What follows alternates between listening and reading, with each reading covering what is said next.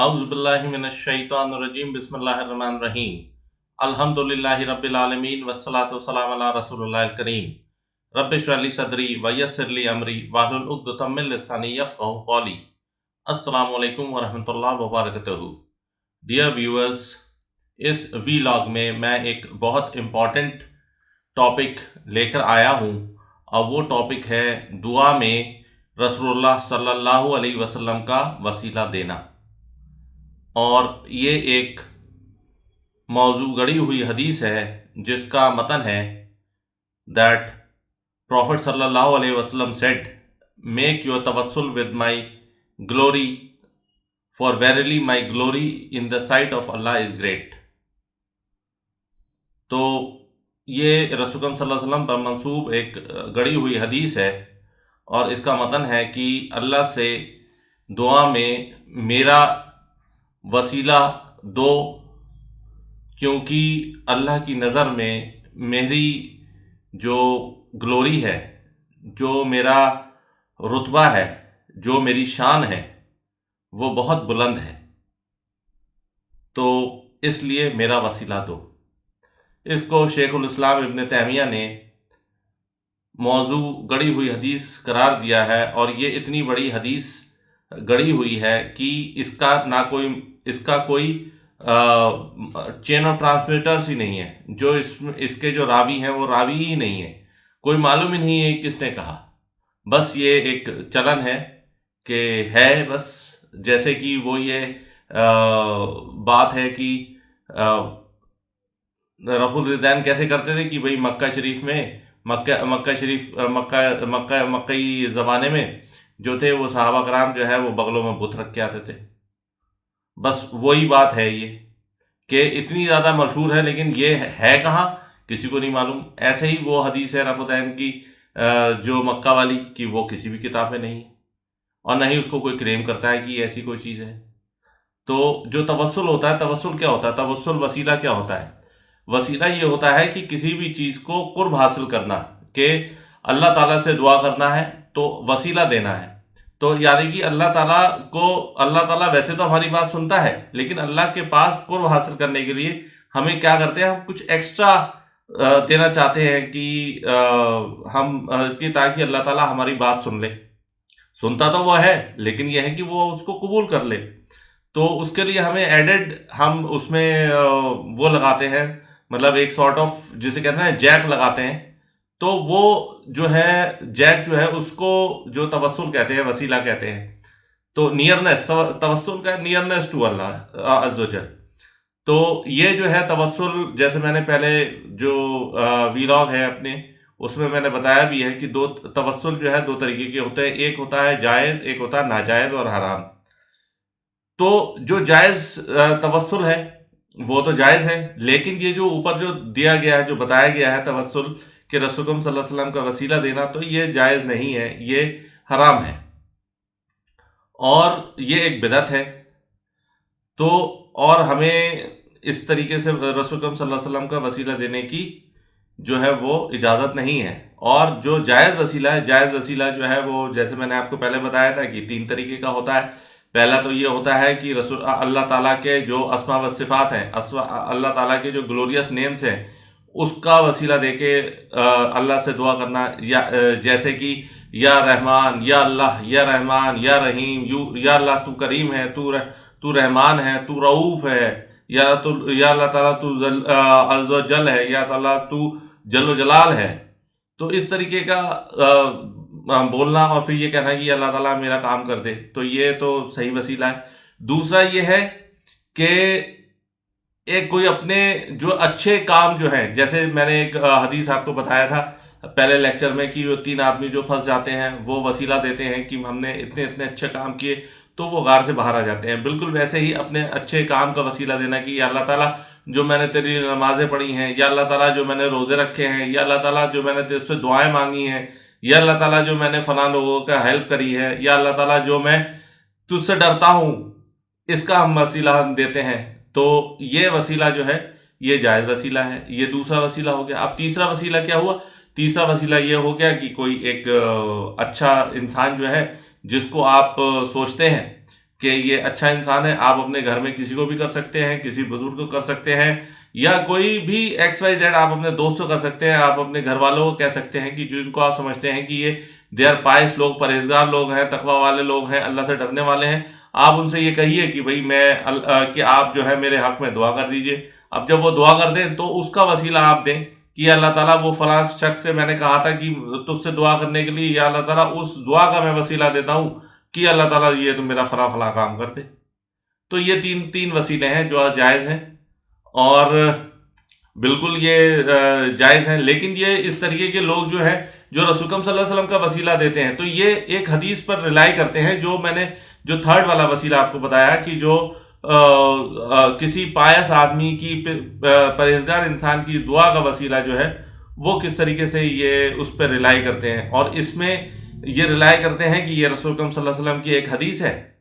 کہ جس میں یہ کہا گیا ہے کہ عثمان بن حنیف رضی اللہ عنہ فرماتے ہیں کہ ایک نابینا انسان رسول اکرم صلی اللہ علیہ وسلم کے پاس آتا ہے اور یہ کہتا ہے کہ رسول اکرم صلی اللہ علیہ وسلم میرے لیے آپ دعا کر دیجئے کہ میری یہ بینائی آ جائے، اور یہ میری جو ہے اندھ پن جو ہے، جو میرا جو نابینا پن جو ہے، یہ میرا جو ہے ختم ہو جائے۔ تو رسول اکرم صلی اللہ علیہ وسلم نے کہا کہ تم جیسا چاہتے ہو وہ میں کر دوں گا، لیکن یہ ہے کہ تمہارے لیے بہتر یہ ہوگا کہ تم ایسے ہی نابینا رہو۔ تو رسول اکرم تو وہ بندہ جو ہے وہ یہ بولتا ہے، اب بندہ کیا کہیں گے، اب اس کو تو وہ تو صحابی ہوں گے، کیونکہ کافر کے لیے تو رسول اکرم صلی اللہ علیہ وسلم دعا کریں گے نہیں، وہ صحابی ہوں گے، رسول اکرم صلی اللہ علیہ وسلم کے صحابی۔ تو رسول اکرم صلی اللہ علیہ وسلم جو سے وہ بندہ کہتا ہے کہ نہیں رسول اکرم صلی اللہ علیہ وسلم آپ میرے لیے دعا ہی کر دیجئے، کیونکہ میں اس نابینا پن سے بہت پریشان آ گیا ہوں۔ تو رسول اکرم صلی اللہ علیہ وسلم اس سے یہ کہتے ہیں کہ تم پہلے وضو کرو، وہ وضو کرتا ہے، اور کہتے ہیں کہ تم بہت اچھے سے وضو کرو، پھر اس کے بعد کہتے ہیں کہ تم 2 رکعت نماز نفل پڑھو، وہ 2 رکعت نماز نفل پڑھتے ہیں، اور پھر اس کے بعد جو ہے وہ یہ رسول اکرم صلی اللہ علیہ وسلم فرماتے ہیں کہ اللہ سے یہ دعا کرو کہ اللہ جو میرے حق میں رسول اکرم صلی اللہ علیہ وسلم نے جو میری اس بیماری کے لیے دعا کی ہے، یا اللہ تعالیٰ میں اس کا وسیلہ دیتا ہوں، تو آپ جو ہے میری یہ اس وسیلے کی وجہ سے، اس دعا کی وجہ سے، یا اللہ تعالیٰ جو ہے میرے اس جو اندھ پن ہے، جو میرا نابینا پن ہے، اس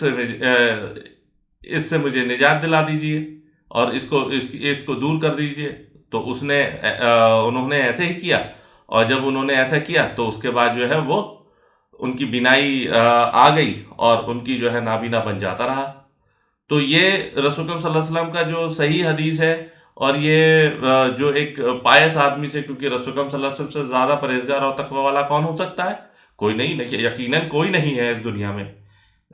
جتنے بھی انسان ہیں ان میں کوئی بھی، اور فرشتے بھی انفیکٹ،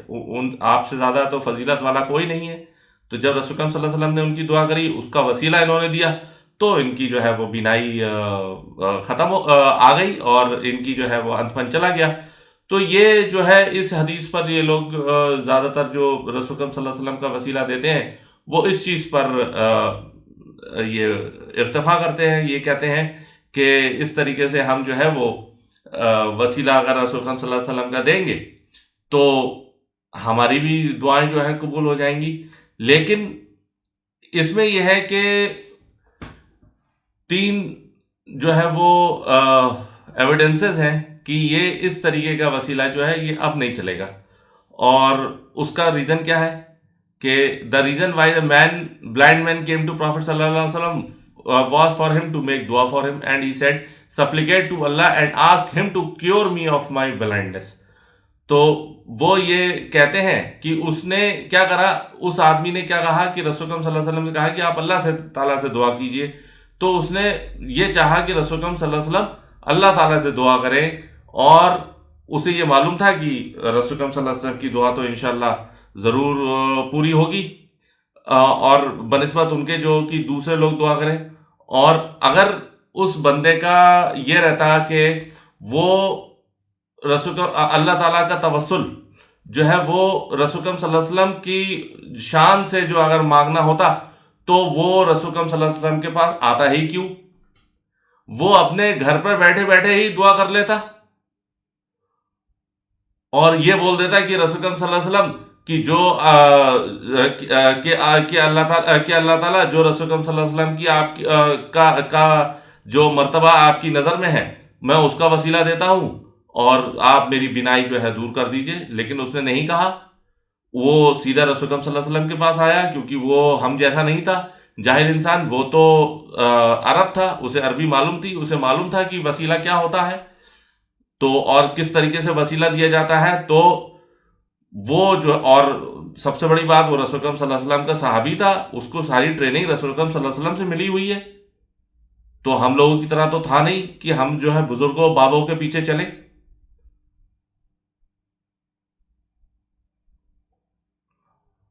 تو اور اسی وجہ سے جو ہے اس نے جو ہے وہ رسول اکرم صلی اللہ علیہ وسلم سے یہ فرمایا کہ آپ میرے لیے دعا کریے. اور اس کی جو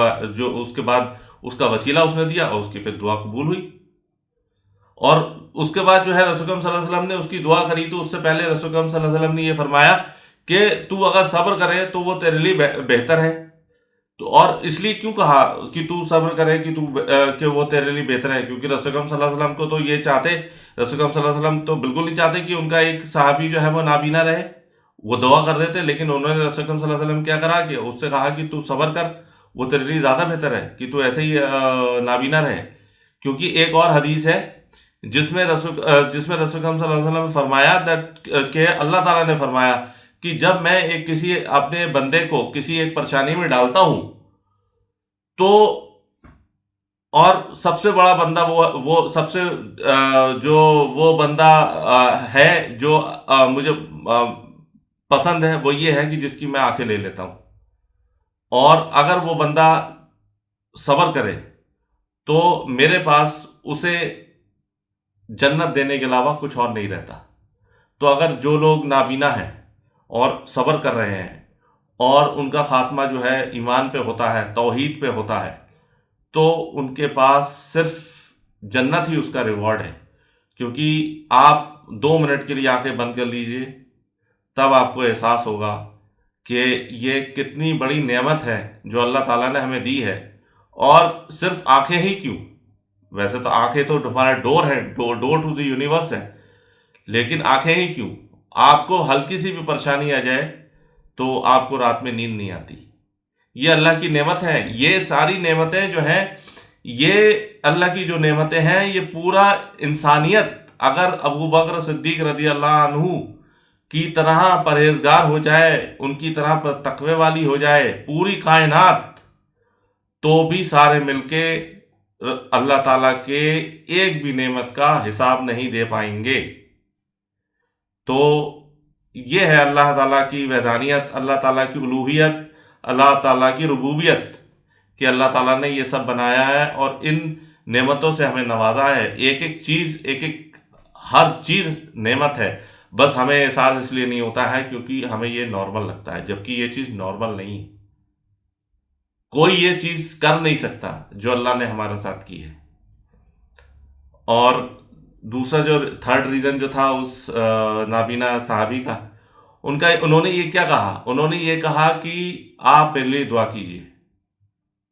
اور رسول اکرم صلی اللہ علیہ وسلم نے ان کے لیے دعا کی اور ان کا پرومس جو ہے فلفل کیا. اور انہوں نے یہی بات جو ہے وہ بتائی کہ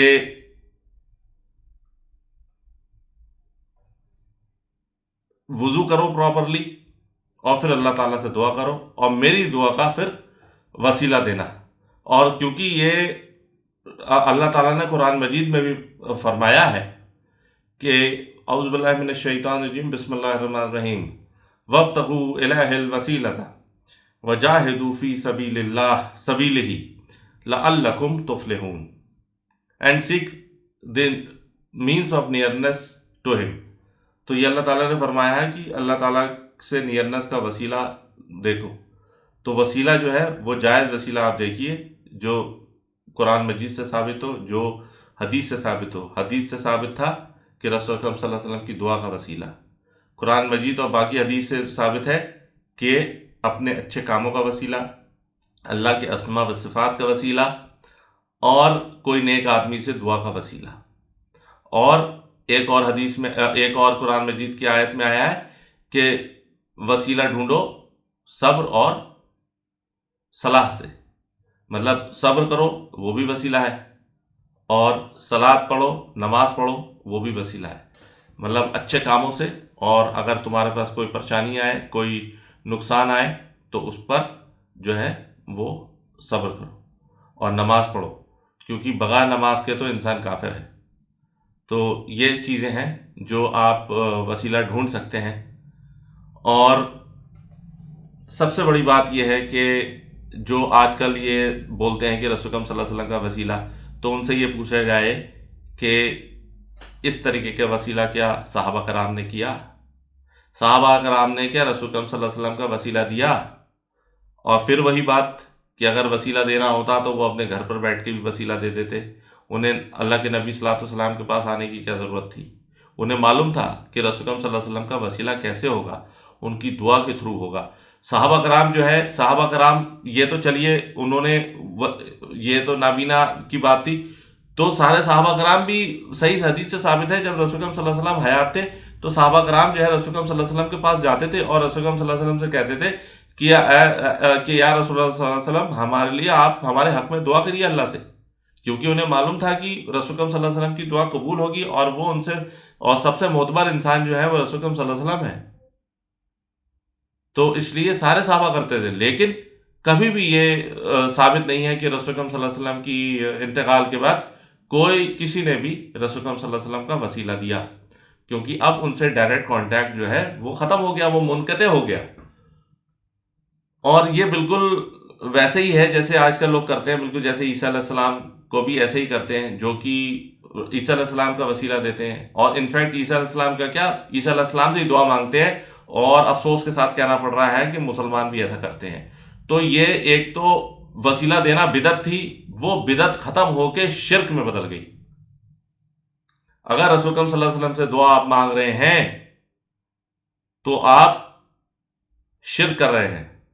اور جب رسول اکرم صلی اللہ علیہ وسلم سے دعا مانگنا شرک ہے تو پھر حضرت علی، مولا علی،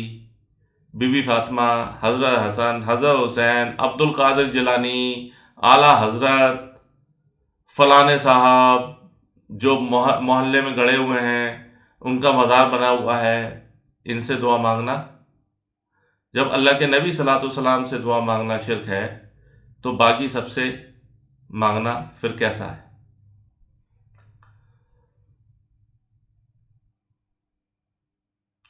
اور پھر سے میں ایک چیز بتانا چاہوں گا کہ اس زمانے میں رسول اکرم صلی اللہ علیہ وسلم جب حیات تھے اور آپ کی جو ہے انتقال کے بعد کیا فرق پڑا؟ وہ فرق یہ پڑا کہ ایک حدیث ہے کہ رسول اکرم صلی اللہ علیہ وسلم کے بعد جب حضرت ابو بکر صدیق رضی اللہ عنہ کے بعد جب عمر رضی اللہ عنہ جب بنے، جب 17 ہجری میں قحط سالی ہوئی، یعنی کہ فیمن پڑا، بہت زیادہ بڑا فیمن پڑا، تو حضرت عمر رسول اکرم صلی اللہ علیہ وسلم کے جو چاچا ہیں عباس بن عبد المطلب رضی اللہ عنہ، ان کو بلا کے لاتے ہیں مسجد نبوی شریف میں، اور یہ کہتے ہیں کہ یا اللہ، جب ہم ہمارے بیچ دعا مانگتے اللہ تعالیٰ سے کہ جب ہمارے بیچ اللہ کے نبی صلی اللہ علیہ وسلم تھے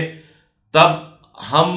ان سے دعا کرنے کے لیے کہتے تھے، اور وہ دعا کرتے تھے اور بارش ہو جاتی تھی. اور وہ آپ کو پھر حدیث یاد ہوگی جس میں ایک آدمی جو ہے جمعے کو کھڑا ہوتا ہے، رسول اکرم صلی اللہ علیہ وسلم سے کہتا ہے کہ بارش کے لیے، اور رسول اکرم صلی اللہ علیہ وسلم دعا کرتے ہیں اور اسی ٹائم بارش ہو جاتی ہے، پھر اگلے ایک ہفتے تک ہوتی رہتی ہے، پھر اگلے جمعے میں پھر وہ کھڑا ہوتا ہے اور وہ یہ کہتا ہے کہ رسول اکرم صلی اللہ علیہ وسلم وہ بارش بہت زیادہ ہو رہی ہے، آپ جو ہے اللہ تعالیٰ سے دعا کیجئے کہ وہ بارش رک جائے اور ہمارے اوپر نہ ہو، جبکہ ہمارے کھیتوں میں، کھلیانوں میں، اور جو ہے باقی جو آس پاس کے پہاڑوں میں اور جو ہے وہ ویلیز میں ہو. تو رسول اکرم صلی اللہ علیہ وسلم ایسے ہی کہتے ہیں، اور پھر بہت زمانے تک بارش ہوتی رہی اور لوگ بتاتے تھے کہ بارش ہو رہی ہے، اور لیکن مدینہ شریف میں نہیں ہو رہی تھی. تو اس چیز کا جو ہے وہ تذکرہ کرتے ہیں حضرت عمر، کہتے ہیں کہ جب رسول اکرم صلی اللہ علیہ وسلم ہمارے بیچ موجود تھے تو اللہ تعالیٰ ہم رسول اکرم صلی اللہ علیہ وسلم سے کہتے تھے کہ بارش کی دعا کرنے کے لیے، اور وہ بارش کی دعا مانگتے تھے اور بارش ہو جاتی تھی. لیکن آج ہمارے ساتھ رسول اکرم صلی اللہ علیہ وسلم نہیں ہے، اور اس لیے ہم ان کے چاچا عباس رضی اللہ عنہ کو لائے ہیں وسیلے کے تحت، اور ہم ان کا وسیلہ دے کے، ان کی دعا کا وسیلہ دے کے، انہوں نے ان سے دعا کروائی، اور اس دعا کا وسیلہ دے کے انہوں نے یہ کہا کہ ہم عباس بن عبد المطلب کا وسیلہ دیتے ہیں، کی دعا کا وسیلہ دیتے ہیں، اور اس دعا کے وسیلے سے یا اللہ تعالیٰ بارش کر دے، اور بارش ہو گئی. اتنا بڑا قحط سالی تھی کہ اس زمانے میں حضرت عمرو بن العاص رضی اللہ عنہ جو تھے وہ ایجپٹ کے، مصر کے جو ہے گورنر تھے، تو وہاں سے انہوں نے کھانا بھیجا تھا، وہاں سے اونٹ پہ لدے ہوئے اونٹ بھیجے تھے. اب اتنی دور سے 1000 کلومیٹر سے،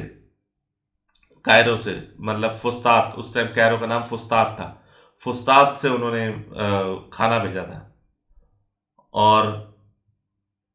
اونٹ لد کے آئے تھے، اور حضرت عمر نے دعا کری تھی، اور پھر اس کے بعد یہ دعا ہوئی کہ قحط سالی ختم ہو جائے. تو کیا ہم یہ پوچھنا چاہتے ہیں کہ آپ لوگوں کو، جو لوگ ایسا کرتے ہیں، جو رسول اکرم صلی اللہ علیہ وسلم کا وسیلہ دیتے ہیں، ان کو کیا حضرت عمر سے زیادہ علم ہے؟ حضرت عمر سے زیادہ آپ اللہ کے نبی صلی اللہ علیہ وسلم کو جانتے ہیں؟ عمر رضی اللہ عنہ سے زیادہ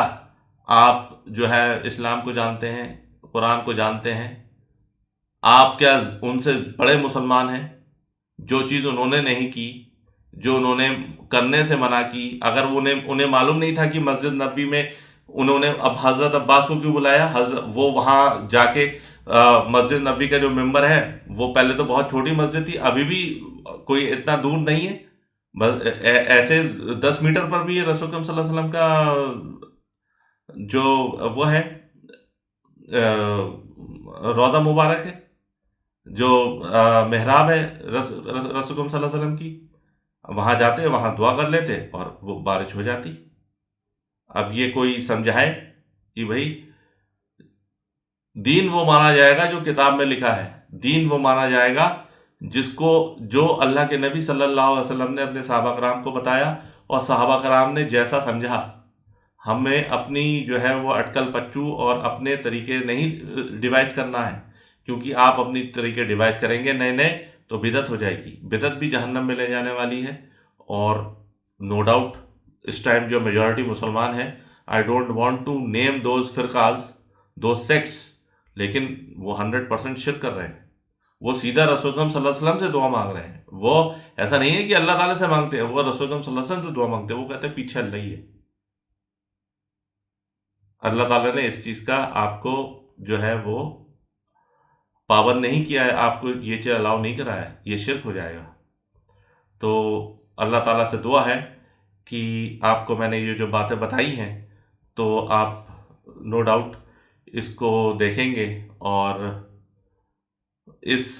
بدعت سے اور اس شرک سے بچیں گے، اور جو اللہ تک پہنچنے کا صحیح وسیلہ ہے، یعنی کہ حدیث کے تھرو اللہ کے اسماء و صفات دوسرا وسیلہ، اپنے نیک اعمال تیسرا وسیلہ، کسی معتبر انسان کی دعا چوتھا وسیلہ،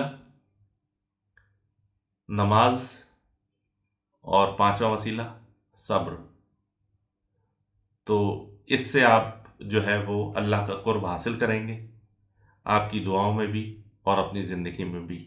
واللہ اعلم. سبحانک اللہم و بحمدک، نشہد ان لا الہ الا انت، نستغفرک و نتوب الیک. فما علینا الا البلاغ المبین. جزاکم اللہ خیر. السلام علیکم ورحمۃ اللہ وبرکاتہ.